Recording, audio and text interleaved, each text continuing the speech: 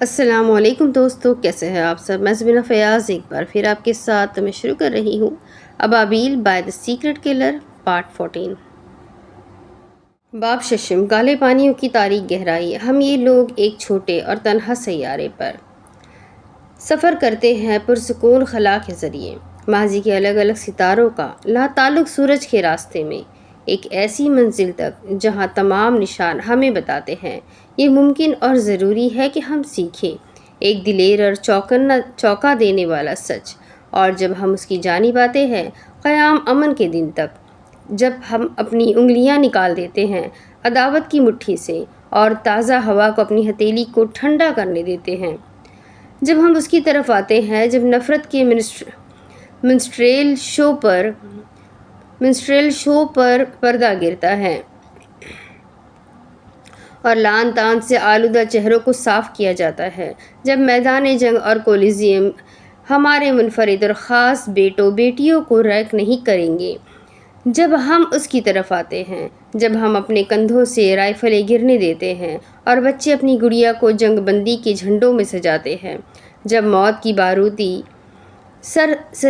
بارودی سرنگیں ہٹا دی جاتی ہے اور بوڑھے امن کی شاموں میں چل سکتے ہیں، جب مذہبی رسومات میں خوشبو نہ لگائی جائے جلنے والے گوشت کی تیش سے اور بچپن کے خواب خراب نہیں ہوتے بدسلوکی کے ڈراؤنے خوابوں سے، ہم یہ لوگ اس چھوٹے اور بہتے ہوئے سیارے پر جن کے ہاتھ اس طرح کی مزاحمت ترک کر سکتے ہیں کہ پلک جھپکنے میں زندگی زندوں سے چھوٹ جاتی ہے، پھر بھی وہی ہاتھ اس طرح کی شفا بخش ناقابل تلافی نرمی کے ساتھ چھو سکتے ہیں کہ مغرور گردن جھکا کر خوش ہوتا ہے اور مغرور کی کمر جھک کر خوش ہوتی ہے۔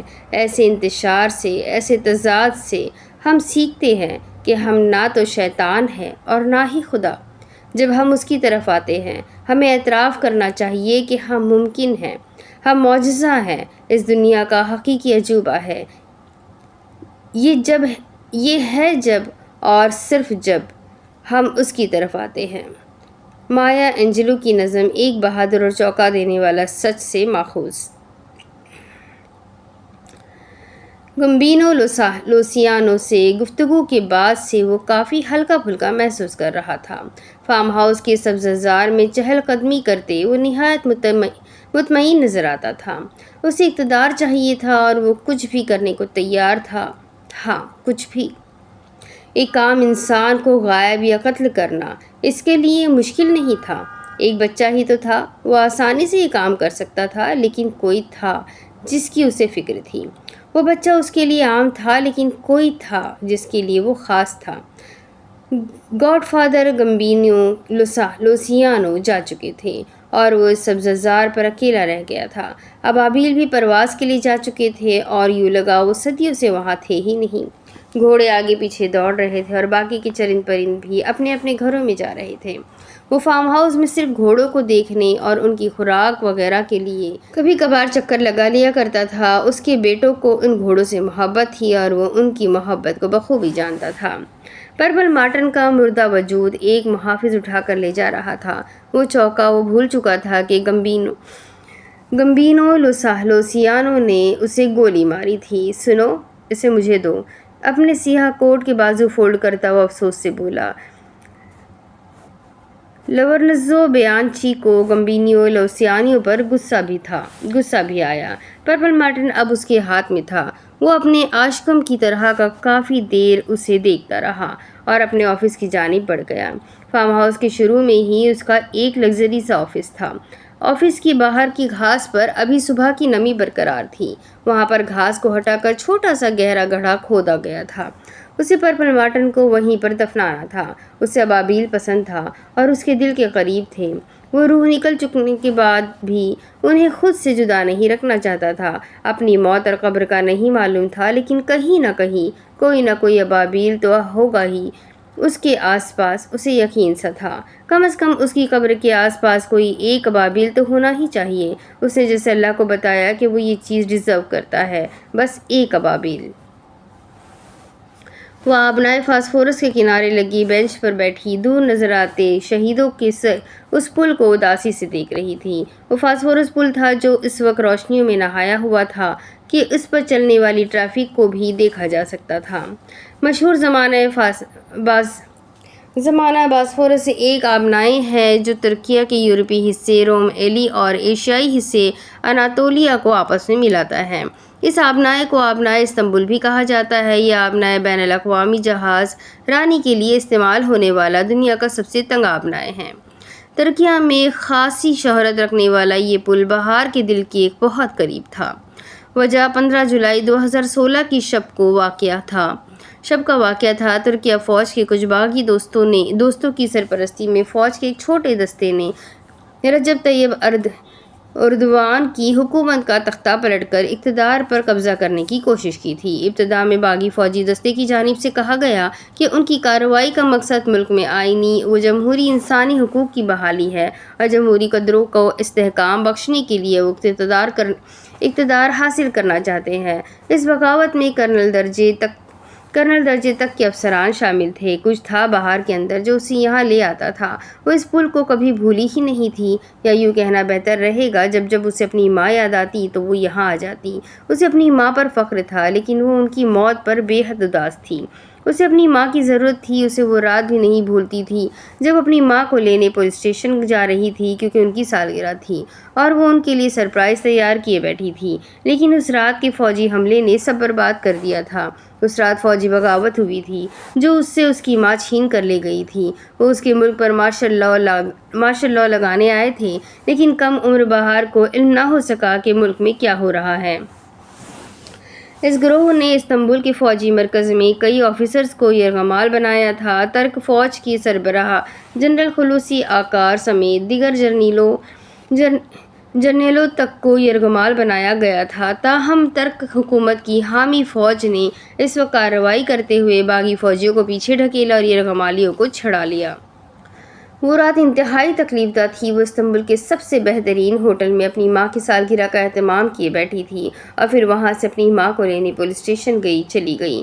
شروع میں ایوان صدر اور پارلیمان کا محاصرہ بھی کیا گیا۔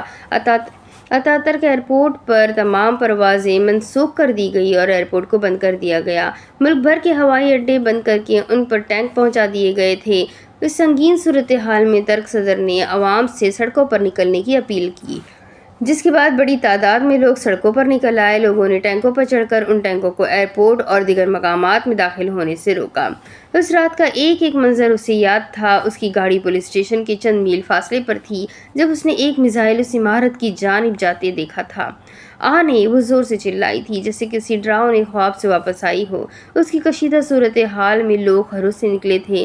عام لوگوں پر فائرنگ کے واقعات بھی سامنے آئے جن میں متعدد شہری مارے گئے۔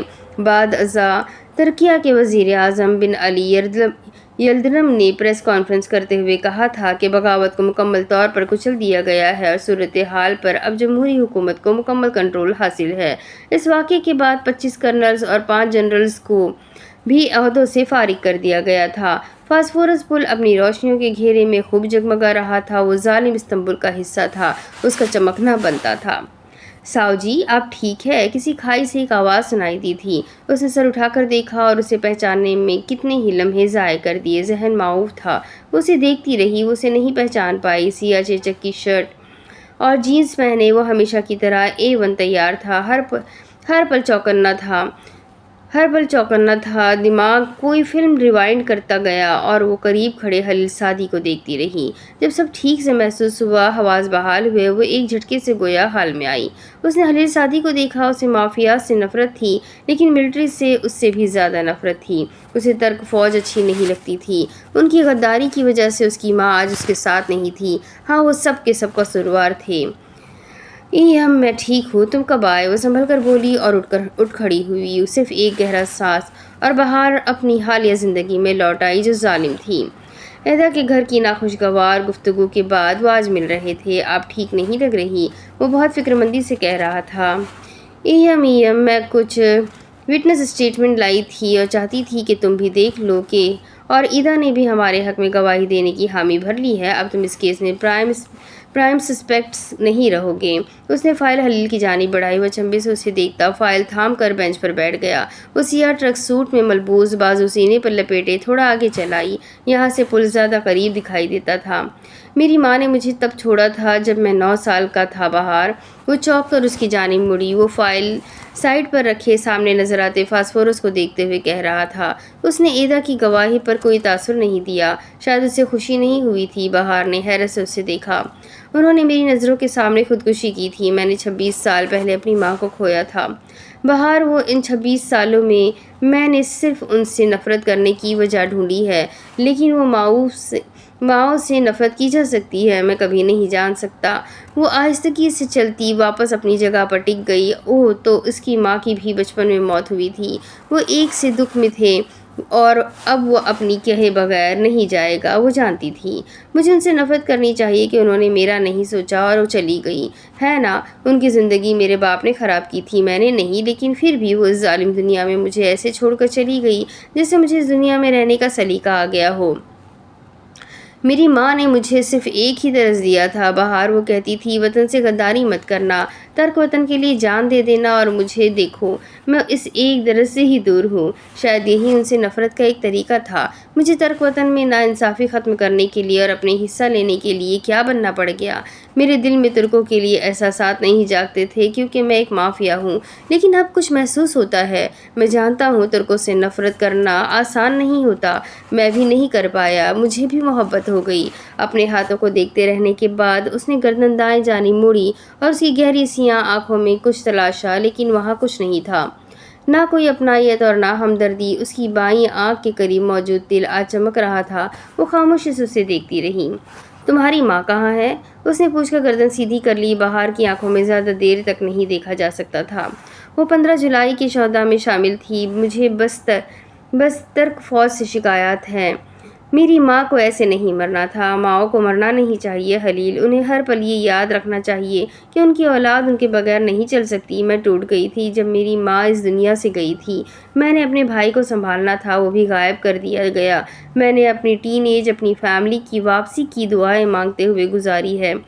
آنے کے بعد ایمرے میری فیملی تھا۔ بابا کے لیے موو آن کرنا آسان تھا، میں نہیں کر سکی۔ وہ نہ جانے کیوں آج دل کا بوجھ ہلکا کر رہی تھی۔ کیا تم خوش نصیب ہو کہ تمہارا خاندان ان خاندانوں میں سے ہے جنہوں نے ترک فوج کی بغاوت کو ناکام بنا کر ملک کو خود مختار بنایا ہے؟ تمہاری ماں ان زندہ لوگوں میں سے ہے جن لوگوں نے تو وطن کی خاطر جان دی۔ اس نے نرمی سے اسے سمجھانا چاہا۔ وہ جو کوئی تسلی آمیز جملہ سننے کو بیٹھی تھی، شدید دل برداشتہ ہوئی۔ سونرا گروشروز، بعد میں ملتے ہیں۔ وہ اسی دل برداشتہ کیفیت میں وہ وہاں سے اٹھ گئی کیونکہ یہ سب وہ نہیں سننا چاہتی تھی۔ اسے صرف یہ یاد رکھنا تھا کہ اس کی ماں اس کے پاس نہیں ہے، وہ ماں جس کے بعد اسے کوئی مخلص انسان نہیں ملا، کوئی دوست نہیں ملا۔ اسے صرف یہ یاد رکھنا تھا کہ ترک فوج اس کی ماں کی گنہگار ہے۔ اس رات وہ کار سے بوکھلاتے ہوئے نکلی۔ جب اٹیک ہو جانے کی کچھ لمحوں بعد اس نے خود کو کچھ دیکھنے سننے کے قابل پایا تھا۔ آنے، وہ چیخی۔ ہر جانب چیخو پکار اور سائرن کی آوازیں آ رہی تھی۔ وہ اندر کی جانب بڑھی تھی، لیکن اس بلڈنگ پر ایک مرتبہ مزید اٹیک ہوا تھا۔ وہ داخلی دروازے سے دور جا گری تھی۔ کہاں کہاں چوٹیں آئی، اسے پرواہ نہیں تھی۔ اسے اپنی ماں کی پرواہ تھی، وہ اندر تھی۔ آنے، اس نے کمزور سی آواز میں اپنی ماں کو پکارا تھا۔ وہ اس وقت 16 سالہ بچی تھی جو جوانی میں قدم رکھ رہی تھی۔ وہ پھر سے اٹھی۔ دھوئیں اور آگ کے شعلوں کے درمیان میں سے ہوتے اس نے اندر جانے کی کوشش کی، لیکن پولیس اہلکاروں نے نہیں جانے دیا۔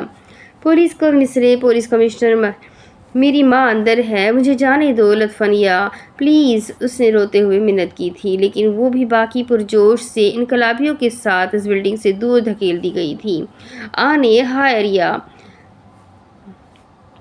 آنے، آپ ایسے نہیں جا سکتی، میں ادھر ہی ہوں۔ اپنی ہی چیخوں سے خوف زدہ سی ہو کر وہاں سے بھاگتی چلی گئی۔ یہ یاد نہیں تھی، یہ اس کی ذات کا سچ تھا جسے وہ کسی کے سامنے نہیں کھولنا چاہتی تھی۔ وہ کسی کے سامنے کھول بیٹھی تھی۔ اسے باسفورس سے خوف آنے لگا۔ اسے اپنی ہی چیخیں سنائی دینے لگیں۔ وہ جتنا تیز بھاگ سکتی تھی وہاں سے بھاگ رہی تھی۔ کاش یہ باسفورس نظر آنا بند ہو جائے، کاش چیخیں سنائی دینا بند ہو جائے، کاش وہ مزید تیز بھاگ سکتی ہو۔ وہ سرخ رنگ کی فائل پکڑے اسے خود سے دور جاتا دیکھتا رہا۔ بہار سلطان، کیا مجھے کوئی فیصلہ ہمارے متعلق لینا چاہیے؟ وہ کہہ رہا تھا خود سے۔ وہ الہام سنا رہا تھا خود کو، وہ اقرار کر رہا تھا محبت کا، ہاں محبت کا۔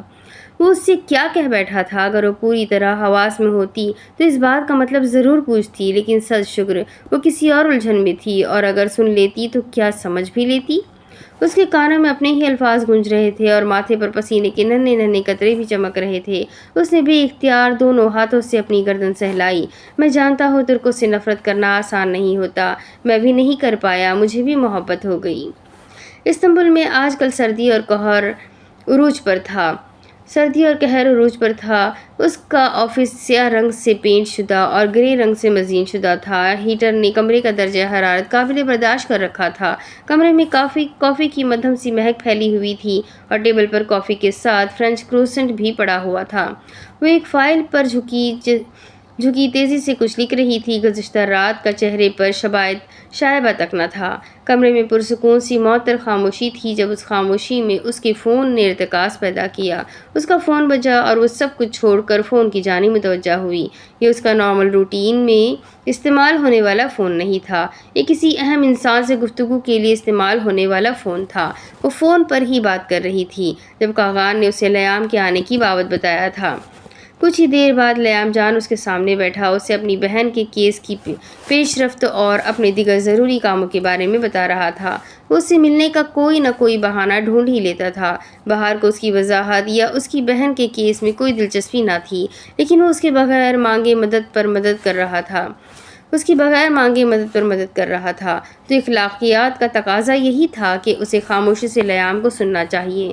بہار جانتی تھی کہ مفت میں کچھ نہیں کیا جاتا، اور لیام جان کو بھی یقیناً اس سے کچھ چاہیے تھا۔ وہ اس کا مدعے پر آنے کا انتظار کر رہی تھی۔ لیام، کیا تمہاری ایک ہی بہن تھی؟ اس نے نہایت سنجیدگی سے پوچھا، گویا موضوع تبدیل کیا ہو۔ لیام گڑبڑا گیا، نہیں، میری ایک بہن اور ہے، لیکن تم اور تمہاری بڑی اسے پسند نہیں کیا کرتے تھے، اور نتیجاً اسے اپنی زندگی خود بنانا پڑی، اپنے سروائیول کے لیے خود اسٹرگل کرنا پڑی، اسے بھی جرم کی دنیا کو اپنانا پڑا، یہی سب ہے؟ وہ آرام سے پوچھ رہی تھی۔ اوہ بہار، وہ اپنی بات بدلنے کی شکل پر بہت فخر کرتی تھی۔ کیا تم صنوبر کو جانتی ہو؟ وہ اچنبے سے پوچھ رہا تھا۔ ان کے درمیان تکلف دن بدن کم ہوتے ہوئے ختم ہو چکا تھا۔ وہ ایک دوسرے کو دوست کہہ کر متعارف کرواتے تھے۔ وہ اہم نہیں ہے کہ میں اسے کیسے جانتی ہوں، اہم یہ ہے کہ تم کیسے بھائی ہو لیام۔ وہ شاید غصہ تھی، اس کا چہرہ بے حد سنجیدہ ہو چکا تھا۔ ہمارے کچھ فیملی ایشوز تھے بہار، میں نے اپنی بہن کو جانے کا کبھی نہیں کہا۔ وہ شرمندہ سا تھا۔ فیملی ایشوز سب کے ہوتے ہیں لیام، فیملی ایشوز کی وجہ سے اس طرح کسی فیملی ممبر کو ڈسون نہیں کیا جاتا۔ میں نے اسے کبھی ڈسون نہیں کیا تھا، بس نیلو آپا، میں صنوبر کے بارے میں جاننا چاہوں گی۔ وہ واقعی دلچسپی نہیں رکھتی تھی، لیکن اس کا سیکیورٹی چیف بہرام اسے اس طرح کے مسائل میں الجھا دیا کرتا تھا کہ وہ اپنے ارد گرد رہنے والے لوگوں کو شک کی نظر سے دیکھنے لگی تھی۔ لیام نے بھی اس بات میں سر ہلایا اور کہنا شروع کیا، میرے فادر روسی مافیا کے حامی تھے۔ کیا تم بھی مافیا فیملی سے ہو؟ اس نے فوراً ٹوک کر پوچھا۔ ہمارے بڑوں کے کچھ قرض ہوتے ہیں بہار، جو بچوں کو اتارنے پڑتے ہیں۔ مافیا فیملیز میں ایسا ہی ہوتا ہے، تم جانتی ہی ہوگی۔ اینی وے، بابا کی ڈیتھ کے وقت میں 18 سال کا تھا اور صنوبر 14 سال کی۔ نیلو آپا کی شادی کو تب 1 ہی ماہ ہوا تھا۔ بابا کا وارث میں تھا اور مجھے اس وقت کافی فیصلے لینے تھے۔ آپا کی فکر نہیں تھی، لیکن میں صنوبر کو اس سب سے دور رکھنا چاہتا تھا۔ وہ جلد ہی جان گئی تھی کہ میں انسان دوستوں کے ساتھ کام کرنے لگا ہوں۔ اسے بابا کا بھی ان لوگوں کے لیے کام کرنا قبول نہیں تھا، اور اسی طرح وہ مجھ سے بھی روز جھگڑنے لگی، لیکن میں اس وقت مجبور تھا۔ میں اپنی بہنوں کو نہیں کھونا چاہتا تھا، لیکن وہ دونوں ایک دوسرے کو شدید ناپسند کرتی تھی۔ رائیولی سبلنگز نہیں تھی، کچھ اور تھا ان دونوں کے درمیان جو میں کبھی سمجھ نہیں سکا۔ آپا کی وجہ سے صنوبر اور میرے درمیان میں کئی اختلافات پیدا ہو گئے، یہاں تک کہ ہم ایک دوسرے سے نفرت کرنے لگے، اور اسی کا تاثر مافیا کو دینے کے لیے میں نے اسے الگ گھر میں رہنے کو کہا۔ دوسرے الفاظ میں نے اسے گھر سے نکال دیا اور وہ گھر بیچ کر کہیں چلا گیا۔ میں اپنی چھوٹی بہن کو اس وقت چھوڑ کر چلا گیا جب اسے میری سب سے زیادہ ضرورت تھی، لیکن باخدا بہار، میں تب مجبور تھا۔ مجھے بابا کی جگہ سنبھالنے اور اس سب کو چھوڑنے کے لیے وقت درکار تھا، جو کہ صنوبر مجھے نہیں دیتی تھی۔ نیلو آپا کو کبھی ہم نے کچھ نہیں بتایا تھا، وہ بس یہی سمجھتی رہی کہ صنوبر نے گھر اپنی مرضی سے چھوڑا ہے، شاید آزادی کی خاطر، جو ترک ٹین ایج بچوں کو اس عمر میں چاہیے ہوتی ہے۔ اس کے بعد صنوبر کا گلی کوچوں کے فارغ اور لوفر لڑکوں کے ساتھ اٹھنا بیٹھنا شروع ہوا تھا۔ اس نے اپنی ضروریات کے لیے گنڈوں کے ساتھ مل کر بھتہ لینا شروع کر دیا تھا۔ اسے اپنی رہائش اور دوسری چیزوں کے لیے مجرم بننا ہی پڑا، حالانکہ میں نے اسے کافی پیسے آفر کیے، اسے گھر لے کر دیا، لیکن اسے خود مختاری کا بھوت چڑھ گیا تھا۔ مجھے لڑکیوں کی اس سائیکی کی سمجھ نہیں آتی بہار، کہ یہ خود سے جڑے مردوں کو پرفیکٹ کیوں بنانا چاہتی ہے، ان کی غلطیوں کو نظر انداز کیوں نہیں کرتی، ان کے اچھے برے کے ساتھ قبول کیوں نہیں کرتی۔ روانی سے کہتے کہتے آخر میں وہ تلخ ہو گیا۔ تمام لیام جان، میں سمجھ سکتی ہوں کہ یہ انسان دوست ایک معصوم انسان کو کیسے مجبور کر دیتے ہیں، لیکن میں تمہیں صرف اتنا مشورہ دوں گی کہ تم صنوبر سے معافی مانگ کر اسے اپنے ساتھ رکھو۔ بہن بھائیوں سے دور رہنا تکلیف دہ ہوتا ہے لیام، بات کے پچھتاوے سے بہتر ہے ابھی اپنی انا مار کر اپنوں کو گلے لگا لیا جائے۔ سوری، ابھی میری ایک اہم میٹنگ کا وقت ہے، میں تمہیں باہر تک چھوڑ آتی ہوں۔ یہ اشارہ تھا کہ مزید اس بارے میں بات نہیں کرنا چاہتی۔ اسے بس دیکھنا تھا کہ لیام سچ کہہ رہا ہے یا وہ خود کو کلیئر کرنے کی کوشش کرتا ہے، اور صنوبر کے بھائی لیام جان نے اس سے کچھ بھی جھوٹ نہیں کہا تھا۔ ٹپیکل وکیلوں والی عادت، وہ کسی پر بھروسہ کرنے سے پہلے سوچتی ضرور تھی، اسے پرکھتی ضرور تھی، اور اس نے آج ایک اہم فیصلہ لیا تھا۔ ہاں، لیام جان سے شادی کا فیصلہ۔ اس رات وہ بہت دیر سے گھر پہنچی تھی اور نہایت تھکی ہوئی بھی تھی۔ صدر دروازے پر اسے چاقو چوبند سا سیکیورٹی چیف بہرام مل گیا۔ وہ شاید اسی کا انتظار کر رہا تھا۔ گیجلر، وہ کہہ کر آگے بڑھ گئی، میں سلطان عمر کے لیے نہیں، آپ کے لیے کام کرتا ہوں بہار خانم۔ اتنی رات کو اس بات کا مقصد؟ اس نے رک کر ایبرو اچکا کر پوچھا۔ آپ کو میری مخلصی پر شک ہے، اسی لیے میں خود کو کلیئر کرنا چاہتا ہوں۔ وہ مسکرائی۔ اور کیسے خود کو کلیئر کرو گے؟ اس نے دلچسپی سے پوچھا۔ میں وہ ثبوت اور گواہ لے آیا ہوں جو ثابت کر سکتے ہیں کہ آپ پر حملہ خلیل سعدی نے کروایا تھا۔ وہ سنجیدگی سے کہہ رہا تھا، میں سونے جا رہی اور صبح لیٹ اٹھوں گی کیونکہ کل میرا آف ہے۔ ان ثبوتوں اور گواہوں کے لیے شکریہ بہرام۔ وہ اس کا کندھا تھپتھپا کر آگے بڑھ گیا۔ بہرام اچنبھے سے اسے جاتے دیکھتا رہا۔ کیا اسے ثبوت اور گواہ نہیں چاہیے تھے؟ کیا چل رہا ہے آپ کے دماغ میں بہار خانم؟ وہ بڑبڑاتا ہوا اپنی جیب سے فون نکالنے لگا۔ پارکنگ والی سائڈ جا کر اس نے ایک نمبر ملایا اور کہنے لگا، انہوں نے خلیل سعدی کے خلاف کوئی ثبوت نہیں دیکھا۔ دوسری جانب سے یقیناً اس کے باس کی کچھ ہدایات تھی اور وہ خاموشی سے سنتا گیا۔ رات خاموشی سے سرکتی گئی، کبھی واپس نہ آنے کے لیے۔ اگلی صبح لیٹ اٹھنے کا پلان رکھنے کے باوجود وہ فجر کے بعد سو نہیں سکی تھی۔ اسے بے اختیار وہاب یاد آیا۔ وہ اس کے ساتھ قرآن کی صورتیں ڈسکس کر کے بہت خوش ہوتا تھا۔ وہ اپنے کمرے سے نکل کر اسٹڈی تک آئی اور وہاں سے ایک ترجمہ تفسیر والا قرآن پاک اٹھایا۔ وہ واپس اپنے کمرے میں آ گئی۔ ایک مرتبہ خود سے غور کرنے میں دقت ہی کیا تھی؟ اس نے قرآن پاک کو ادب سے چوم کر کھولا اور سورہ رحمان نکال لی۔ یہ سورت وہاب کی فیورٹ تھی اور کہیں نہ کہیں اس سورت کی تلاوت اسے بھی پسند تھی، اور وہاب نے ایک مرتبہ سنائی بھی تھی۔ اس کا ردھم اتنا خوبصورت تھا کہ وہ بار بار کئی بار لگاتار مسلسل پہیم اسے پڑھتی رہی تو بھی نہ تھکے۔ جو مخلوق زمین پر ہے سب کو فنا ہونا ہے، اور آپ کے پروردگار کی ذات باقی رہے گی جو بڑی شان اور عظمت والا ہے۔ تو اے گروہ جن و انس، تم اپنے پروردگار کی کون کون سی نعمت کو جھٹلاؤ گے؟ سب اسی سے مانگتے ہیں جو آسمانوں اور زمینوں میں ہے، وہ ہر آن نئی شان میں ہوتا ہے۔ تو اے گروہ جن و انس، تم اپنے پروردگار کی کون کون سی نعمت کو جھٹلاؤ گے؟ اے جن و انس، ہم تمہارے لیے جلد ہی فارغ ہو جائیں گے۔ تو اے گروہ جن و انس، تم اپنے پروردگار کی کون کون سی نعمت کو جھٹلاؤ گے؟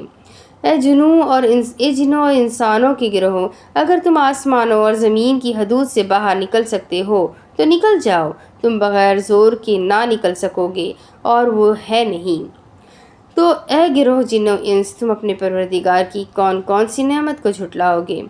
تم پر آگ کے شعلے اور دھواں چھوڑا جائے گا، پھر تم بچ نہ سکو گے۔ تو اے گروہ جن و انس، تم اپنے پروردگار کی کون کون سی نعمت کو جھٹلاؤ گے؟ پھر جب آسمان پھٹ جائے گا اور پھٹ کر گلابی تیل کی طرح سرخ ہو جائے گا، تو اے گروہ جن و انس، تم اپنے پروردگار کی کون کون سی نعمت کو جھٹلاؤ گے؟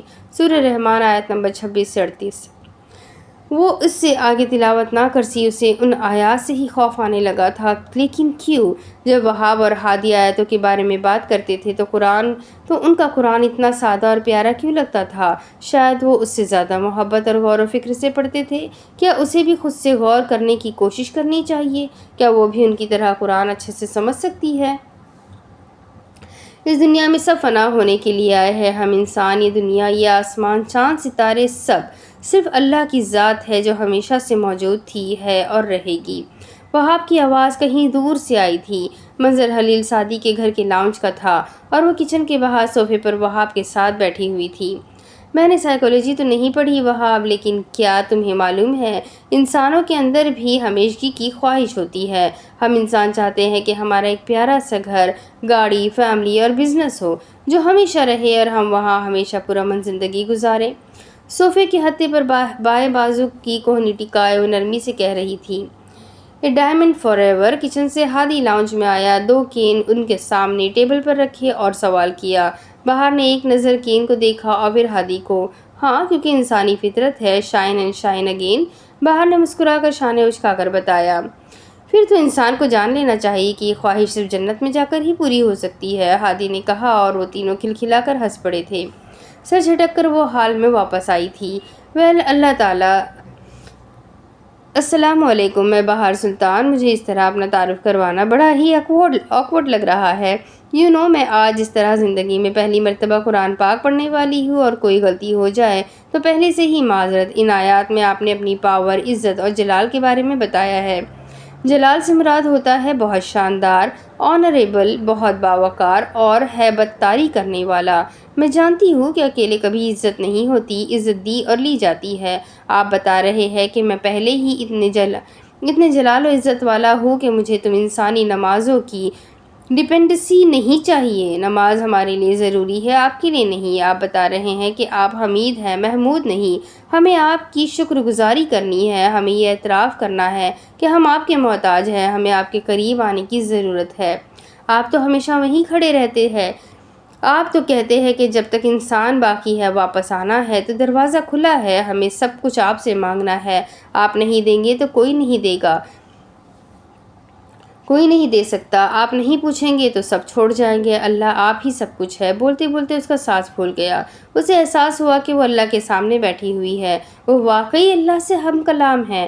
یہ احساس اتنا خوبصورت تھا کہ بہار سلطان کی آنکھیں بھیگنے لگی، لیکن وہ آگے پڑھتی گئی۔ اگلی آیت پڑھ کر اس کے آنسو تھم گئے، مسکرانے لگی۔ دھوپ بارش سے سما ہو گیا۔ ہم انسان سمجھتے ہیں کہ اللہ بڑا بزی ہے، اس کے پاس ہمارے لیے ٹائم نہیں ہے کہ وہ ہمیں اسپیشل اٹینشن دے۔ آپ نے اس آیت میں بتا دیا کہ تم لوگ کس گمان میں ہو۔ ہم اپنے آپ کو تمہارے لیے فارغ کرنے والے ہیں، اور یہاں پر یقیناً ایک جن و انس کو اللہ نے مخاطب کیا ہے کہ وہ وقت بہت قریب ہے جب میری ساری توجہ صرف اور صرف تم پر ہوگی، اور اس دن کی 5 منٹ کی توجہ بھی تم برداشت نہ کر سکو گے۔ وہ کہے بغیر بھی سمجھ گئی تھی کہ یہاں قیامت کے دن کی بات ہو رہی ہے، اور آگے تو آپ نے اپنے جلال میں جنوں اور انسانوں کو چیلنج تک دے دیا کہ جاؤ جہاں تک تم جا سکتے ہو۔ آسمان اور زمین کا بارڈر کراس کرنا چاہتے ہو تو جاؤ، وہ بھی کر لو۔ تمہیں اتھارٹی تو نہیں دی، لیکن جاؤ اپنی کر لو۔ پھر ہم پوچھیں گے لیکن یہاں جن و انس کیوں لکھا ہے، پہلے انسان کیوں نہیں؟ کیا ہم اشرف نہیں؟ اس نے پرسوچ نگاہوں سے آیت کو غور سے دیکھا، شاید اگلی آیت میں جواب مل جائے۔ اس نے سوچا، تم پر آگ کے گولے اوپر سے برسائے جائیں گے، یعنی زمین و آسمان میں ہمارے لیے سارے راستے بند کر دیے جائیں گے۔ اوہ گاڈ، جنات کہاں بھاگیں گے، ہم کہاں بھاگیں گے؟ وہ ایک لمحے کو ٹھہری۔ جن، اس نے بھی جنات کا ذکر پہلے کیا، کیوں؟ تو جنات کی سپیڈ انسانوں کی نسبت تیز ہوتی ہے اور ان کے پاس نظر نہ آنے کا پریویلیج بھی ہوتا ہے، لیکن اللہ کو وہ پھر بھی نظر آ رہے ہوتے ہیں۔ اوکے، تو ان سے پہلے اسی لیے پوچھا جا رہا ہے کہ وہ بھاگ کر کیا آسمان کی جانب آنا چاہ رہے ہیں؟ وہ اللہ کے طرز تخاطب، اسمارٹنس اور پیار و نرمی، پھر خفگی سے بات کرنے کے انداز پر سہزدہ سی تھی۔ لیکن وہ آسمان کی جانب کیسے جائیں گے؟ وہاں سے تو فائرنگ ہو رہی ہے اور آسمان سرخ ہو جائے گا۔ نہیں نہیں، گلابی تیل کی طرح کا ہو جائے گا، یعنی جب تیل کو تیز گرم کیا جاتا ہے اور وہ ڈارک براؤن سا ہو جاتا ہے، پہلے آسمان اس کلر کا ہو جائے گا، پھر اس طرح کا سرخ جیسے کسی جانور کو ذبح کیا جاتا ہے اور اس کے خون کا جو سرخ رنگ ہوتا ہے وہ اس طرح کا ہو جائے گا۔ واو، یعنی براوو! اللہ پاک، آپ نے پہلے بتایا کہ آپ کیا ہے اور آپ کے مخلوق کیا ہے۔ آپ ہمیشہ سے ہیں اور رہیں گے، لیکن ہمیں فنا ہونا ہے۔ آپ کسی کے محتاج نہیں ہیں، لیکن ہم ہیں۔ ہر سانس، ہر قدم، ہر دھڑکن کے لیے ہم آپ کے محتاج ہیں۔ اگر آپ سے نہیں مانگیں گے تو کہاں جائیں گے؟ پھر آپ نے ہماری اتنی بڑی غلط فہمی کو دور کیا ہے کہ ہم آپ کو بزی سمجھتے ہیں، جو کہ غلط ہے، اور پھر آپ نے شروع میں پیار اور نصیحت سے کہے گئے الفاظوں کو سختی اور سزا میں تبدیل کر دیا، اور پھر قیامت کا اتنا خوفناک منظر کھینچ دیا کہ رونگٹے کھڑے ہو جائے۔ اس نے قرآن پاک بند کر دیا کہ اس سے آگے والا پارٹ وہاب سے سنے گی۔ وہ جب بولتا تو اتنا میٹھا، شیریں اور پرسکون کہ قیامت والی آیات میں بھی ایک امید سی نظر آتی تھی۔ وہ جب بولتا تو انسان اپنی ٹینشن تک بھول جاتا تھا، بس اسے سنتے رہنا چاہتا تھا۔ بہار کو بھی اس کا بولنا پسند تھا۔ نہ جانے حلیل سعدی کا کیس ختم ہونے کے بعد وہ اس کے بیٹوں سے مل پائے گی بھی یا نہیں۔ دل پر ایک بوجھ سا پڑ گیا تھا۔ اچھے لوگوں سے دور ہو جانا آسان نہیں ہوتا۔ انسان رکنا چاہے تو بھی رکنے کی وجہ نہ بن پائے تو تکلیف ہوتی ہے۔ اسے 2028 کی موجودہ ترکیہ میں ایسے لوگوں کے ابھی بھی ہونے کا یقین نہیں آتا تھا۔ اسٹڈی میں قرآن پاک واپس رکھ کر وہ واپس اپنے کمرے میں آ گئی۔ نہ جانے نیند کے ساتھ بھی کیا مسئلہ تھا، کام والے دن جاتی نہیں تھی اور چھٹی والے دن آتی نہیں تھی۔ سیاہ ٹریک سوٹ پر رکھا ہوا اسکارف سر سے جدا کیا اور بیڈ پر رکھا۔ کچھ ہی دیر بعد وہ نہا کر فریش ہو گئی اور اب سیاہ پینٹ کے ساتھ سرخ جرسی میں ملبوس تھی۔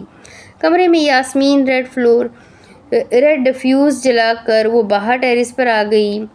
اسے آج کہیں جانا تھا۔ وہ سوچ رہی تھی جایا جائے یا نہیں۔ ریلنگ کے پاس کھڑے وہ دور نظر آتے مرمرہ اور بحیرہ سود کے سمندر کو دیکھ رہی تھی۔ صبح کے ابھرتے سورج کے ساتھ دونوں سمندروں کا ملاپ دیکھنا ایک پرلطف نظارہ ہوتا تھا، جو اکثر صبح کام کرتے ہوئے وہ دیکھ لیا کرتی تھی۔ آج ایک پرسکون سی صبح تھی، جو بہار سلطان کی زندگی میں کم ہی ہوا کرتی تھی۔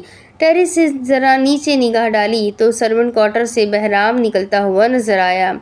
رات کی گفتگو یاد آئی۔ وہ اسے آواز دینے لگی۔ جب اس کے بائیں ہاتھ سے بہتا خون دیکھ کر ٹھٹکی۔ وہ اتنی دور سے بھی دیکھ سکتی تھی کہ خون تازہ ہے اور اس کے اپنے ہی ہاتھ سے نکل رہا ہے۔ اس کی نظروں نے دور تک بہرام کا پیچھا کیا تھا۔ وہ گھر کی اندرونی جانب آ رہا تھا۔ کچھ پل اس نے وہیں کھڑے رہ کر اس کا انتظار کیا، لیکن وہ سرونٹ کوارٹر کی جانب واپس نہیں گیا۔ وہ اپنے کمرے میں آئی اور ہلکے سے دروازہ کھول کر باہر نکلی۔ ابھی سیڑھیاں اترنے ہی لگی تھی کہ جب صدر دروازہ کھول کر وہ اندر داخل ہوا۔ دروازہ آرام سے بند کیا گیا تھا۔ وہ پیچھے ہو کر کھڑی رہی۔ نیچے جھک کر دیکھا تو بہرام ہی تھا۔ بہار نے بے اختیار تھوک نکلا۔ وہ آج کل اتنی مشکوک حرکتیں کیوں کر رہا تھا؟ وہ ابھی کیا کرنے لگا تھا؟ اسے بہرام سے خوف آنے لگا۔ وہ آہستگی سے واپس اپنے کمرے میں آئی، بیڈ کے سائڈ دراز سے اپنی گن نکالی، اسے اپنی پینٹ کی بیک پاکٹ میں اڑسا، جلدی سے اس کے اوپر کالا کوٹ پہنا اور دبے دبے قدموں سے سیڑھیاں اترتی نیچے آئی۔ دل اب کے تیزی سے دھڑکنے لگا۔ بہرام کیا کرنے والا تھا؟ سارے میں ایک نگاہ ڈالی۔ لاؤنج خالی تھا، کچن میں بھی کوئی ہلچل نہیں تھی۔ نازلی بھی نہ جانے کہاں تھی۔ وہ لائبریری کے اس جانب جانے لگی، لیکن رک گئی۔ کیا اسے یہ خطرہ مول لینا چاہیے؟ ہرگز نہیں۔ جان بچانے کا فیصلہ کیا اور جلدی سے پچھلی جانب بنے بیسمنٹ کی جانب بھاگ گئی۔ دروازے سے نکل کر اسے کھلا چھوڑ کر باہر تنگ سی گلی سے ہوتی وہ وہاں موجود کنٹرول روم میں آئی۔ تیزی سے اندر آئی کہ سامنے سیکیورٹی ٹیم کا افسر موجود تھا۔ وہ کرا کر رہ گئی۔ صالح، تم نے ناشتہ کر لیا؟ اندر بیٹھے آفیسر کو دیکھ کر وہ دروازے پر ہی ٹھہری رہی۔ کنٹرول روم تک جن آفیسرز کی رسائی تھی وہ ان سب کو جانتی تھی۔ او بہار خانم، آپ؟ وہ بس بہرام بھائی آ جائے تو میری شفٹ ختم ہو جائے گی، میں ناشتہ کر لوں گا۔ وہ جو اونگ رہا تھا بہار کو وہاں دیکھ کر پہلے گڑبڑا گیا اور پھر کھڑا ہو کر خفت سے بتانے لگا، تمام تم جاؤ اور ناشتہ کر لو، میں یہی ہوں، کچھ ریکارڈ چیک کرنا ہے۔